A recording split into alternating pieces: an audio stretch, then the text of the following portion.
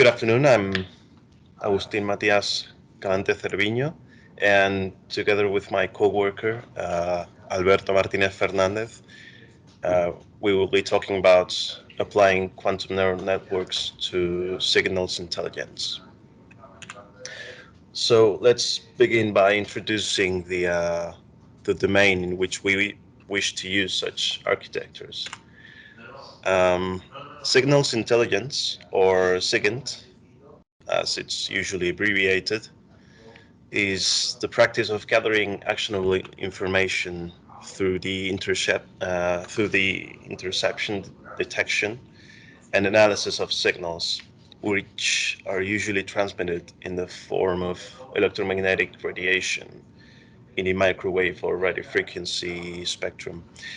It is a practice that is widely spread in defense contexts all around the world, since a lot of valuable information can be gleaned from such signals, which are ubiquitous. They are used pretty much everywhere. For instance, a recent example has been demonstrated in Ukraine. Ukraine, for example, has used it to great effect to pinpoint enemy locations by tracking connections of cell phones to the local cellular network. SIGINT can be divided between the treatment of communication signals between people, essentially, and the rest of signals. The former is called communications intelligence, and the latter is called electronic intelligence. So electronic intelligence basically deals with everything else, with radars of all kinds, such as surveillance radars, fire control, missile guidance, and also some navigation signals, such as altimeters.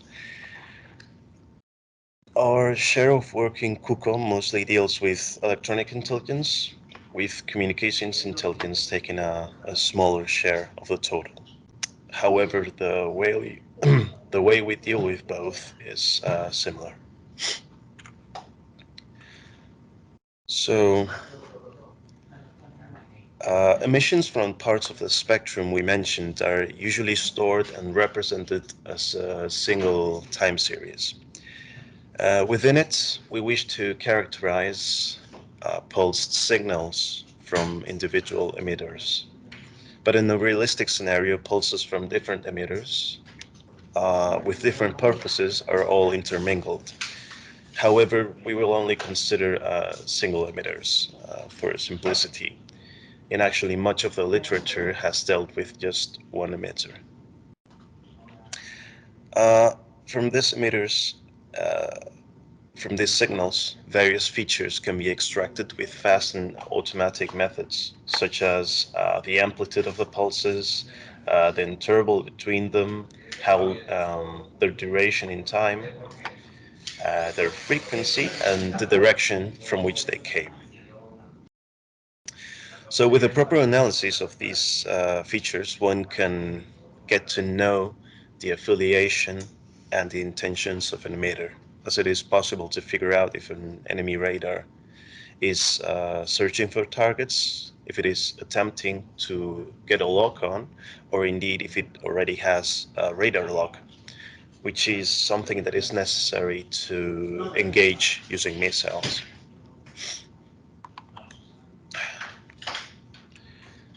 So in the following, we will talk about the two classification tasks towards which we have been pouring the most effort.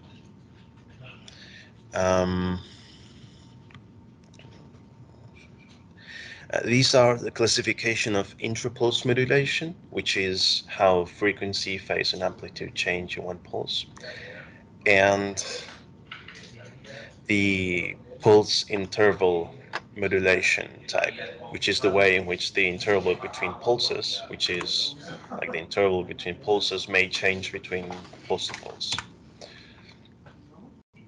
We have also dealt with frequency hopping spread spectrum techniques. However, we have not done so as much as these two other tasks. The classical side of these two first tasks is pretty much complete. However, we haven't been working with quantum models for a long time. So in this workshop, we will focus on PRI, pulse repetition interval, modulation type classification, which is what we have mostly been looking at.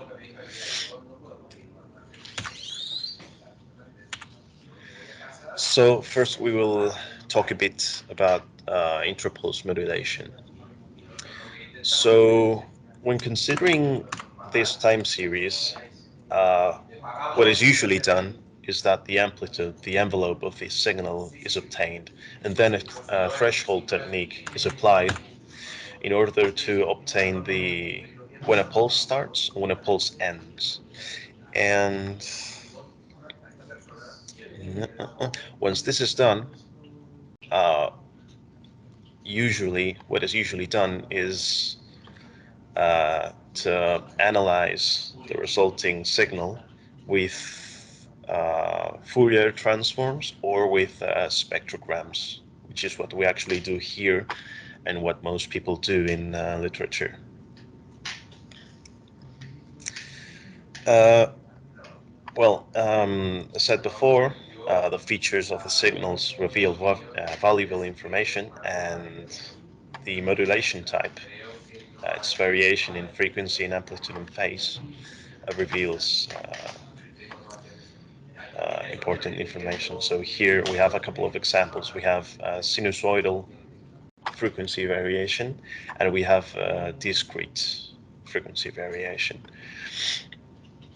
So since we're essentially using images, quite a big, basically all of the literature we've been looking at has used convolutional neural networks in order to classify these. So this is what led us to consider the analogs of these networks, uh, to compare it with classical models. So here we can see a comparison between a classical CNN and a quantum convolutional neural network. CNN is made up of convolutional and pooling networks, as pooling layers, as most of us know. The first carries out features extraction, and the second reduces the dimensionality of the feature map. Uh, in a QCNN, and in the case of convolutional layers, these operations are performed with parametrized unitary rotations, uh, represented in here, this here gates, between two qubits at a time. They are followed by pooling layers, which are affected by measuring a subset of the qubits. And using the result of these measurements, subsequent operations are controlled. As in a classic CNN, their parameters are all learned. So we will not go any deeper into this, since we have mostly been working with pulse interval classification. So as we said before, pulse in repetition interval is time passed between the emission of two pulses, and it is another important metric of radar detection and analysis, uh, which can reveal useful information on this. When the previously mentioned thresholding takes place, not only are pulses detected and then windowed, but also the times at which a pulse begins, called the times of arrival, are stored. Their first difference is calculated, which should contain the PRIs of the emitter. However, this is not usually the case, since this series has noise, which manifests in the form of spurious and drop pulses. These may be introduced due to the antenna not pointing in an ideal direction. The antenna might be like oriented somehow like this, and then the radar might be in that direction. So since antennas are not usually symmetric, this means that reception is not really ideal. Or usually when signals of different emitters are not separated correctly, we might also have this kind of noise appear. So when we plot this data, we usually get these graphs. So here what we're plotting is the interval with, in the y-axis, and in the x-axis we're representing the index of each pulse. So we have used 6 categories. We are going to use 6 categories in our work. Going to use a stable or constant pulse interval, a jittered or random interval, sliding, which is essentially just a linear variation, but one which is periodic. So it essentially looks like a sawtooth, blade when it is plotted. We have wobulated, which is essentially a sinusoidal variation. We have staggered, which is periodic but discrete. There is a discrete set of values, and that repeats each time. And finally, we have dwell and switch, where basically the PRI stays at a certain value for some time, and that is called dwelling, and then it jumps or switches to a different value altogether. And it may do this between 3 or 7 or 8 times. So, well, here you can see that the interval value actually changes randomly, but that is not due to noise. That is actually due to emitter obfuscation.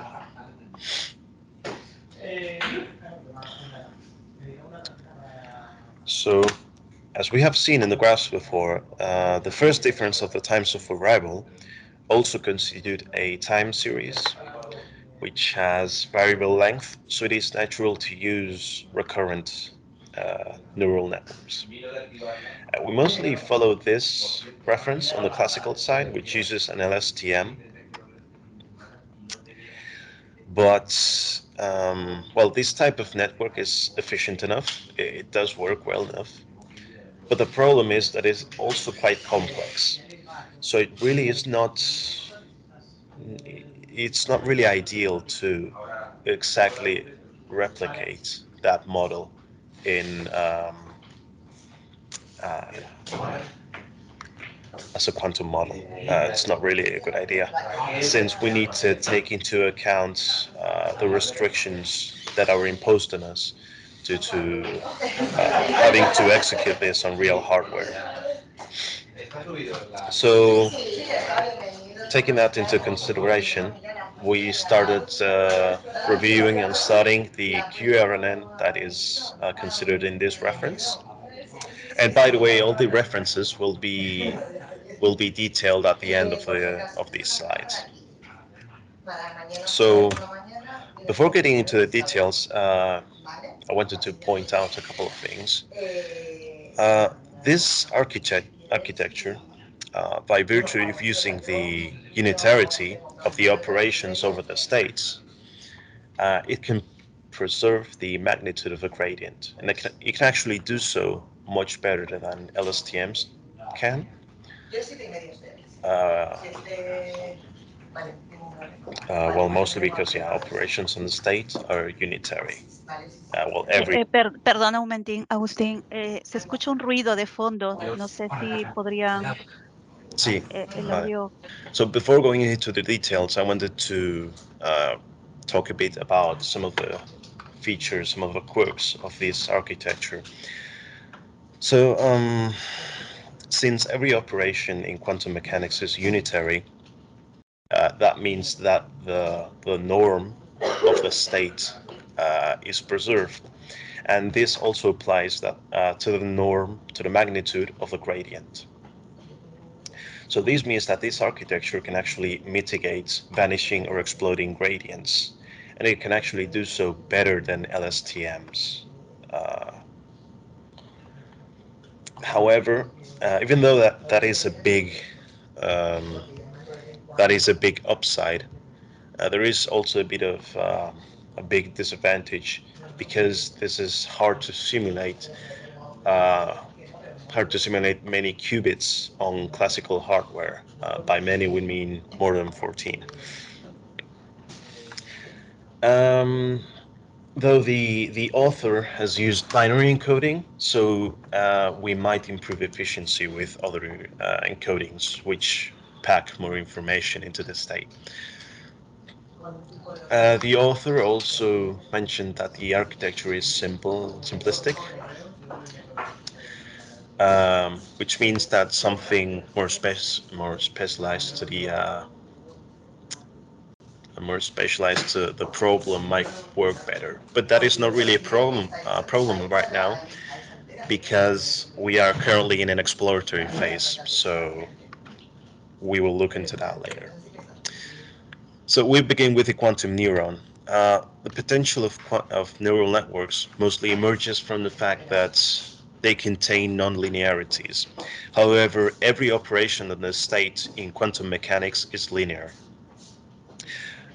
Operations on components of these states, however, do not have to be linear. Since rotations are included in a group of unitary transformations, this means that trigonometric functions can be used to manipulate components. And these are nonlinear with respect to the angle, to the argument. So, like for example, eta, or yeah, with respect to eta. Um, so, a first order neuron is made up of three gates. We have rotation, we have control rotation on each of the n input qubits and then CA qubits, controlled I times y, poly y gates between the two NCS, and then the opposite operation to the rotation here.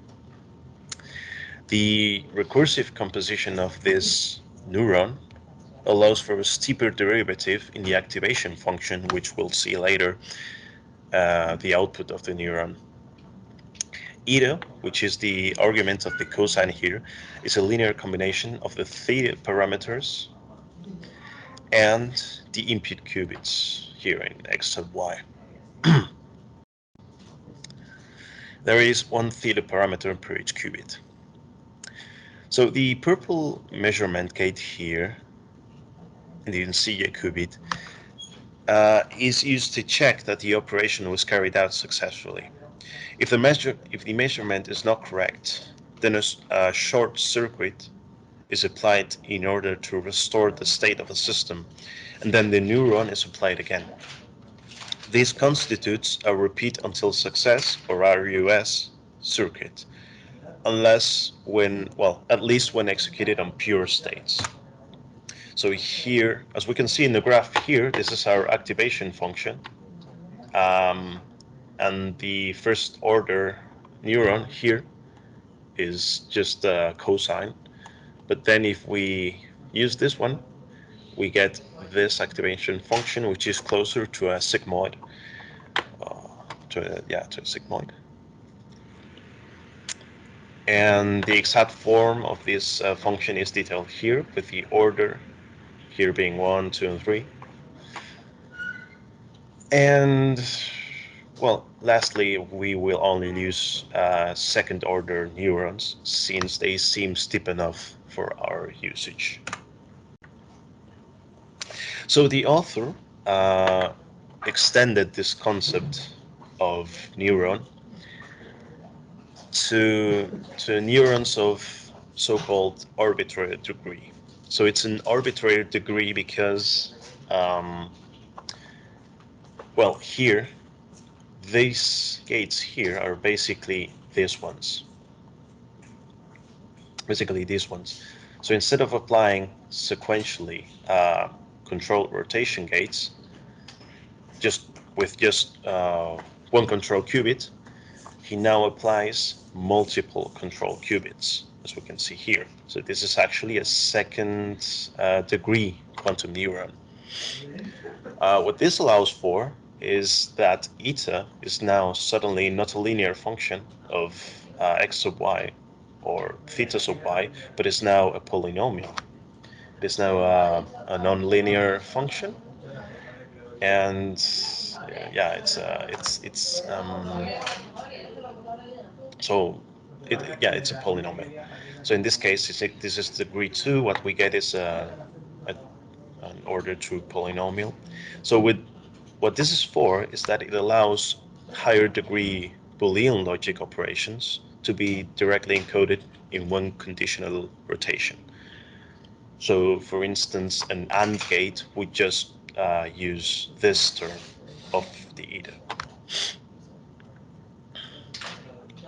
So now we proceed to look at the cell itself. These quantum neurons with arbitrary order and degree are composed serially, sequentially, one after another, into stages. So we have the input, the work, which can be multiple, and the output stages. So all of these make up one cell, one iteration of the recurrent neural network. So the input stage takes care of writing the input onto the cell state, so that the work stages can process the the information that's been written onto the state, and then they pass the cell state onto the output stage, which takes care of making sure that all of the information can be finally measured here. And then the outputs, the out stage, the cell stage that is resulting is not modified, so it can then be fed back to the next time step. So in summary, the whole QRNN works a bit like this. So first, the base is the quantum neuron, then we have the stages, and then we have the cell. And so this would be like the overall layout of the QRNN. In particular, one last thing to point out is that this is a sequence-to-sequence model. So here you feed a word, it is processed, and then another word comes out, and so on. And then the cell state is transmitted undisturbed. So, having introduced the domain and the approach we used, Alberto will now take a look at some of the code he wrote implementing this architecture in a Jupyter notebook. Again, if you wish to check your sources, they are all available in this last slide, and the slides will also be made available later. My name is Alberto Martinez Fernandez, and as my coworker Agustin has already said, I'm going to show the informal notebook that we have prepared, where we are going to try to explain the repeat until success circuit, which we think it's extremely interesting for all of the partners, because it can be used, as we are going to explain, to any quantum operation that has ancias that are pretty common in some models. We have here the notebook where we have used two papers. The first one is the repeat until success paper, where the author explains how to apply the RUS algorithm, and he offers several improvements to that circuit in order to increase its usefulness. And then the other paper is the one where the quantum neurons that are used in the quantum recurrent neural network, these neurons are presented there. And we have added a couple of interesting papers that we will show while I'm explaining the notebook. First, we are going to review the theory behind the repeat until success circuit, and afterwards we will show an example with the two quantum neurons, the order 1 and order 2, that Agustin has explained, with the simpler case, the simplest case that we can imagine. Um, Uh, we all know that when we measure a quantum state, we modify the state, and usually we think that the state is going to be irreversible modified, but that's not always true. Truth. True. There are some algorithms where when we measure part of the state, the modification that the quantum state suffers can be undone if we have some information about either the quantum circuit or the quantum state or the measurement that we have done.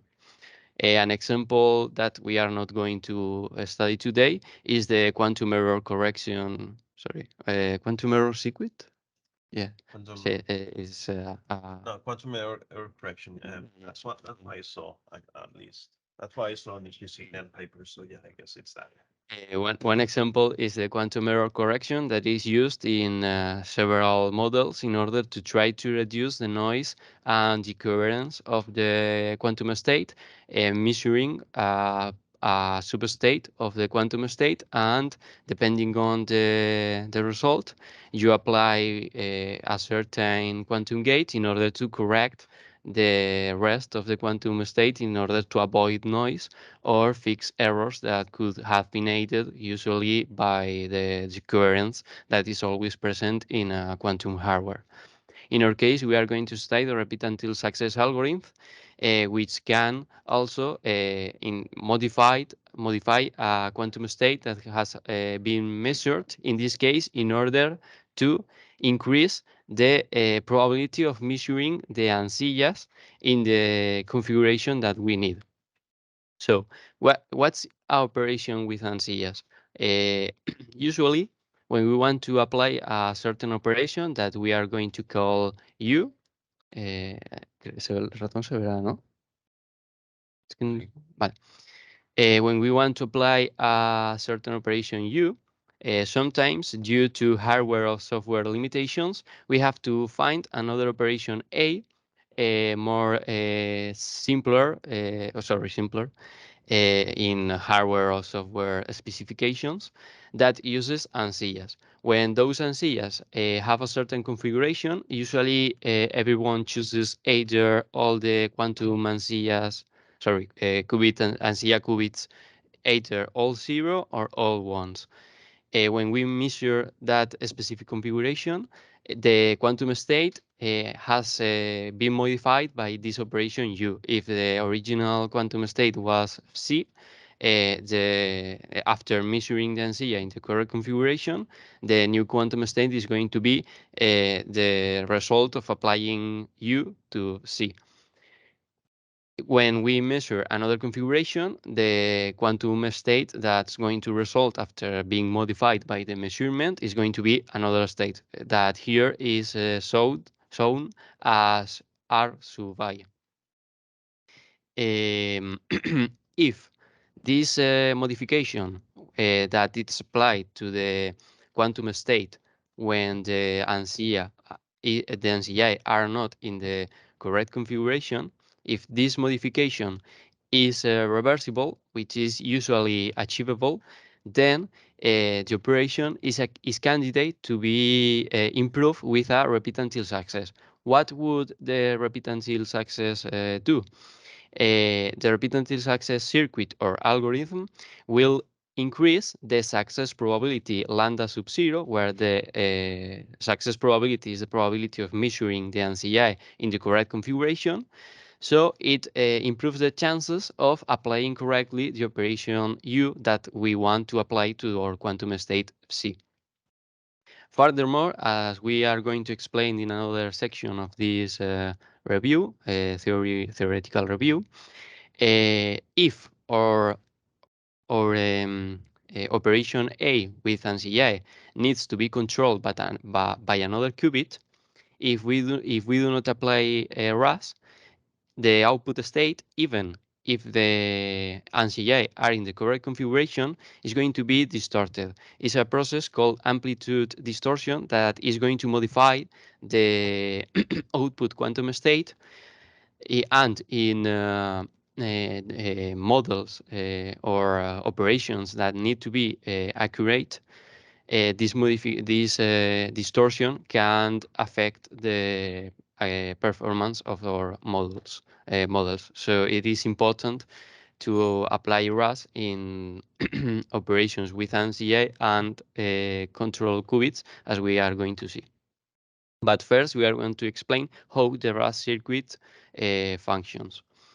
As I have said, the operation A applies the operation U with NCIs, and if we measure the NCI in the configuration all zeros, for example, then the operation has been applied successfully.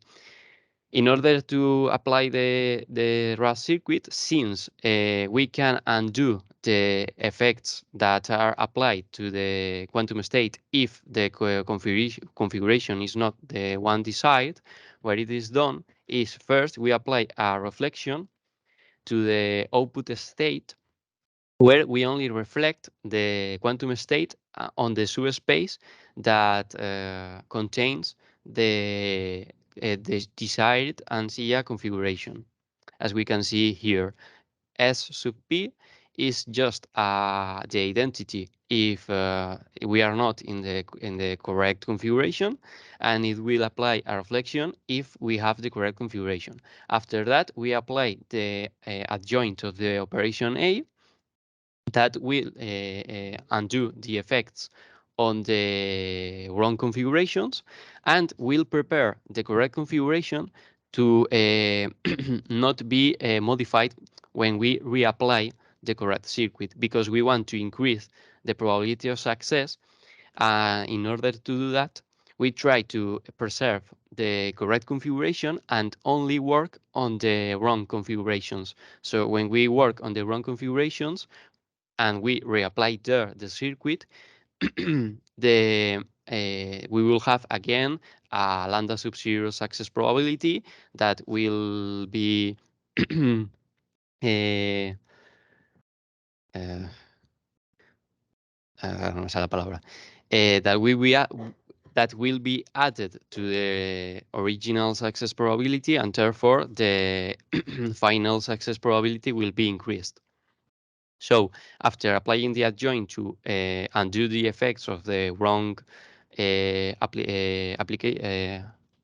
of the wrong transformations on the quantum state, we again apply another reflection, S sub P, and then the original circuit, the original operation that we wanted to apply in the first case. There's a global phase -1 that, unless we need to use this quantum circuit with another, if the quantum state is bigger than we are applying here, for example, we are only applying the transformation to part of the quantum circuit and it's entangled with another part of the quantum circuit, this phase is important because it's going to interact with the whole quantum state. But if we know that we are not going to have different parts of the system interacting between each other, each one with its own operation A, we can ignore this phase.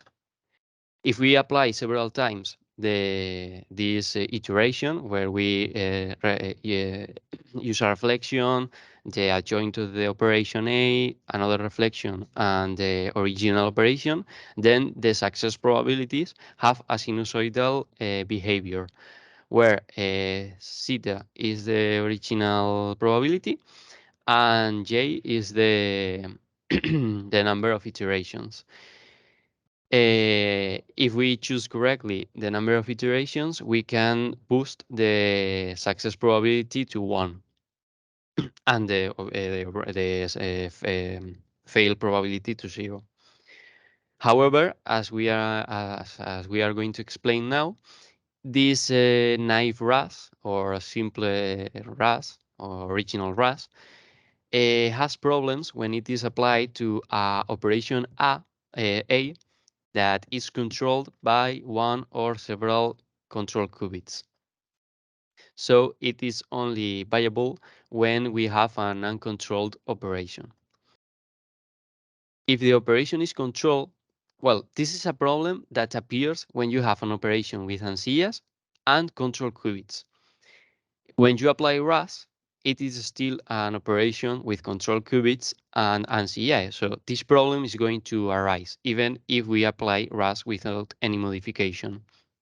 But it is a problem that appears when you have any operation that has ancillas and it is controlled. As we can see here, let's define operation B that is the control version of the operation A. If the control qubits are in the state 0, nothing is applied, only the identity. But if the control qubit is 1, then the operation A is applied.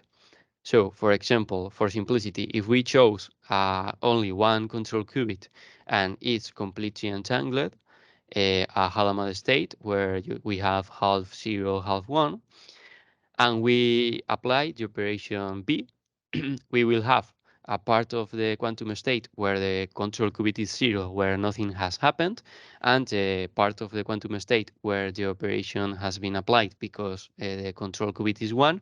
We have the success probability, the part where the new quantum state will be UC, and the part where the operation has not applied successfully, the R sub B C.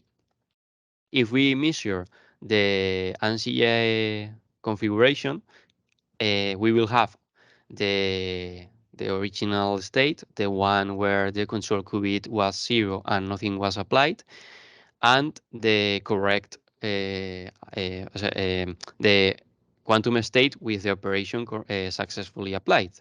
But it has a probability lambda square root of lambda sub 0 because this is the amplitude and then the probability will be lambda sub 0. But when we measure a state, it has to be normalized because as my coworker has said before, all quantum states have to be normalized to 1. So when we normalize the quantum state that we have after measuring the correct ancilla with a configuration of 0, the new norm will be 1 divided by the square root of 1 mass lambda sub 0. And unless the lambda sub 0, the success probability is either 0 or 1, this will mean that the amplitude of the state is going to be distorted because let's suppose, for example, here that the original lambda C state was 1. When we apply the operation U, we will have a combination of 0 and 1. If the original, as we have here, is 0 and 1 too, we will have two probabilities. The probability when the control qubit was 0 and when the control qubit was 1 is going to be different, since the probabilities of 0 and 1 in the original quantum state C and the output quantum state U sub C is going to be different too. When we do the maths and check the the whole probability of measuring 0 and 1 in the output state, ignoring the control qubits, we will see that the probabilities are different, are not the ones that that we will see if we had, for example, a success probability 1, that is our desired state. So if we have a controlled operation A with ancilla, even if we apply the RUS circuit, the output probabilities are going to be distorted. So if our methods need to be accurate, it could be a problem. For example, in our case, since they are neural networks and they are adaptable, the the quantum neural network could adapt to this situation. But the distortion is going to depend on the probability of success, and this probability depends on the input. So it's going to make the training more difficult, and it's going to decrease the accuracy of the neural network. In more rigid models, for example, some machine learning models are less adaptable than quantum neurons. This problem is going to be more problematic. It's going to be more important and could affect the accuracy and viability of the model. So the author of the paper offers two solutions to this problem. We are going to explain the first one, but we, at least for our case, is not viable, but for some machine learning models could be. So we are going to explain it, and then we are going to explain more deeply the one that we think is the best for our case. So the first one is the RUS with deterministic oblivious amplitude amplification. Eh, yes. Sí, cierto, voy a dar un poco de prisa. The first one proposes to apply a generalized rotation instead of a reflection in the state. We apply a RUS circuit with J iterations, and then we apply a custom RUS, a custom iteration, where instead of using S sub P, we use a S sub phi, well, the two phis, the minus phi and the minus phi, where these angles are chosen trying to make the sinus of the probability, where is it? Sorry, here, this sinus become 1. So the probability, the final success probability becomes 1. The problem is that this method needs the original success probability lambda sub 0, that it is not always known. It can be estimated if you execute the circuit without any RAS improvement, but since the probabilities usually depend on the input, if you have a lot of inputs or the probability fluctuates a lot with the different inputs that you have, it's not going to be viable. But technically, since it can achieve 1 with just an extra iteration of the RUST algorithm, it can be used to eliminate the amplitude distortion and secure that you are going to measure always the NCA in the correct configuration.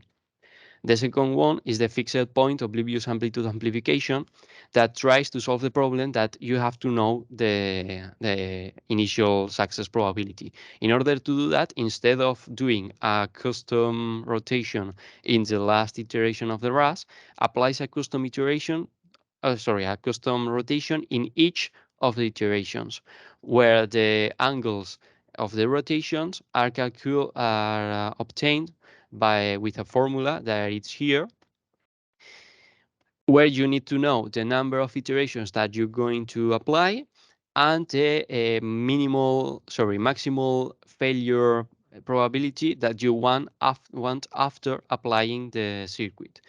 The only requirement, because you can always fix the number of iterations and the maximum failure probability that you want, is that the original success probability has to be bigger than a certain value omega. But it can be shown and proved that you can make omega as small as you want, only increasing the number of iterations.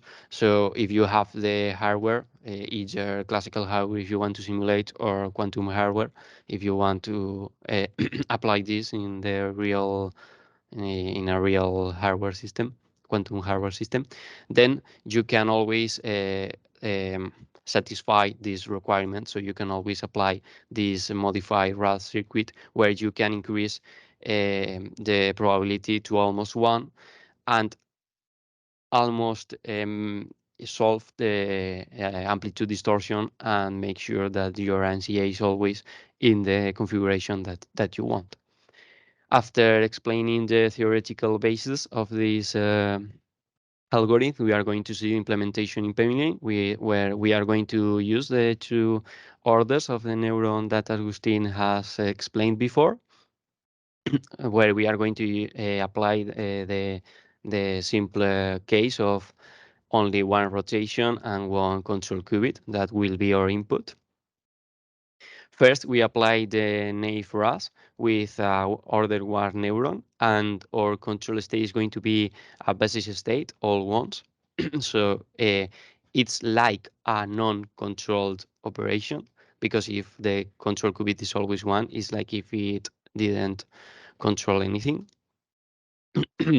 We apply the circuit. First, we apply the operation A, that is going to be a control E rotation, as appears in the image, a control E rotation, then a controlled Pauli E, another rotation, in this case in the zeta axis, and the adjoint of the initial rotation.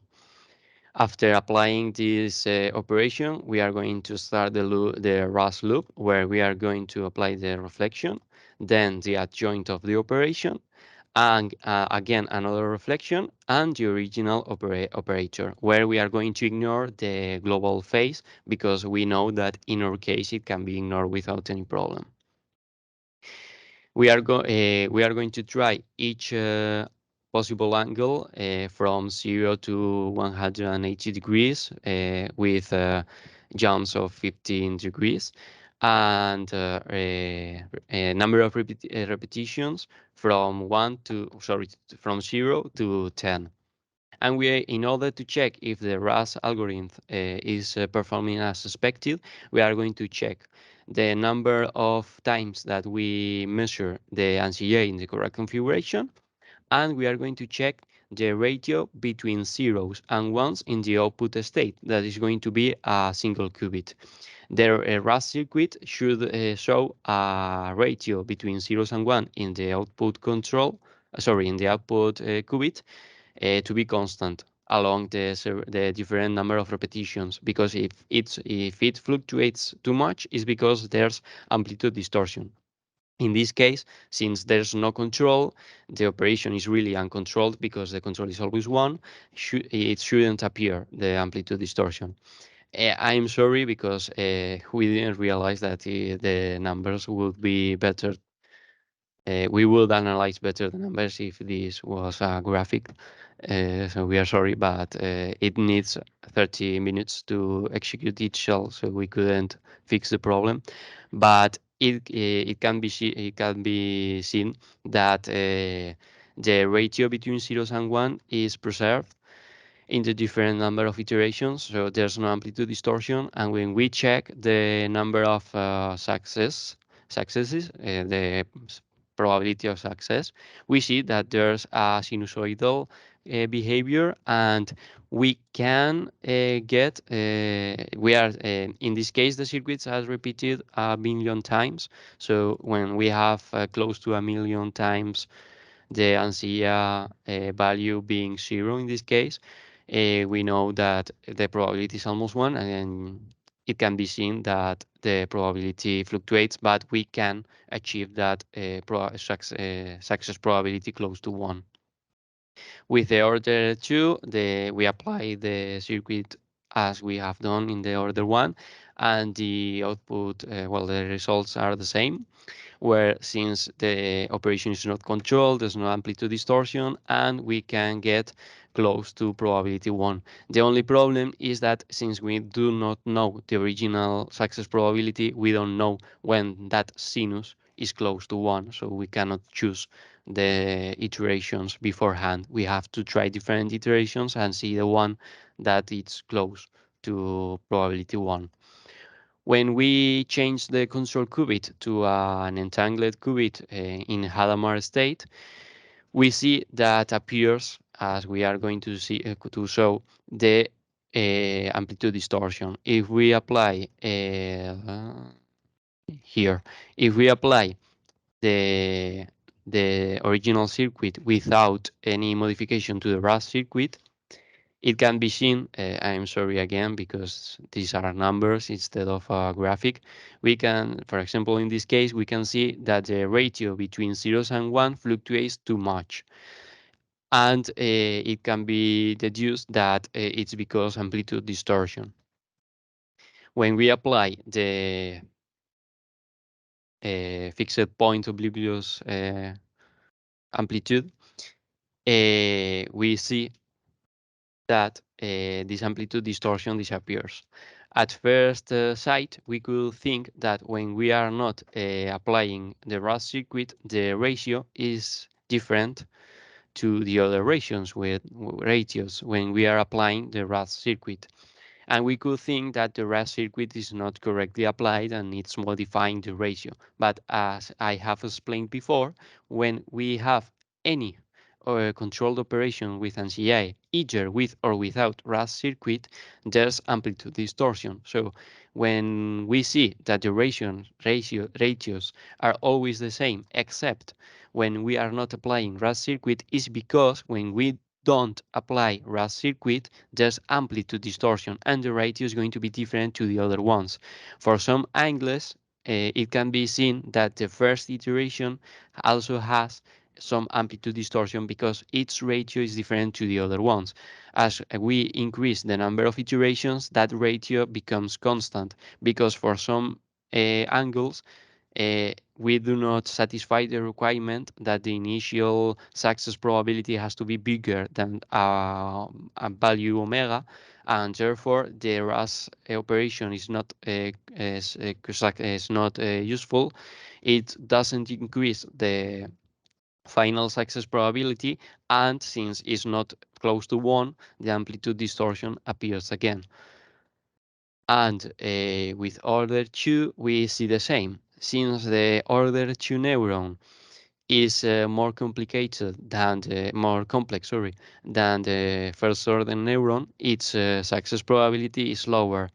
Therefore, when we check the ratios, we can see that in the number of iterations, 1 and sometimes 2, we satisfy the probability of the requirement that the initial probability has to be bigger than omega, but when we boost that probability is not enough to be close enough to 1, and the amplitude distortion is still there. We have to try to apply a number of iterations that make that the original probability is boosted enough to be close to 1, so the amplitude distortion is not going to disappear because the probability is not 1. In the other modified RUS, the determined oblivious amplitude amplification, the probability can be increased to 1 exactly. So the amplitude distortion disappears completely. The problem is that it's not achievable because we cannot determine the initial probability. In this case, we do not need the original probability, but we cannot boost the probability exactly to 1, just close to 1. So the problem that this method has is that we have to check that the number of iterations that we are applying in the modified RUS is big enough in order to make the amplitude distortion uh, as small as possible, because we are going to have always statistical fluctuations because the statistical nature of the quantum states. So if our amplitude distortion, its effects are smaller than the statistical effects, uh, we haven't fixed completely that problem, but it can be neglected because its effects are not important enough. So with this RAS algorithm, we can increase the probability of success of any operation that has an ZI. And in the case that that operation is controlled, we can fix the amplitude distortion that can affect the training of our machine and deep learning models. And in the case that the model requires uh, an accuracy almost perfect or is too rigid to adapt to this distortion, the RAS algorithm can be almost necessary. The only problem that the RAS circuit has in its modified version is that it will have a computational cost and time cost. In this case, since it has to repeat the circuit a number of times, its computational cost can be too much for some quantum hardware. So in some cases, maybe the amplitude distortion it's the lesser problem.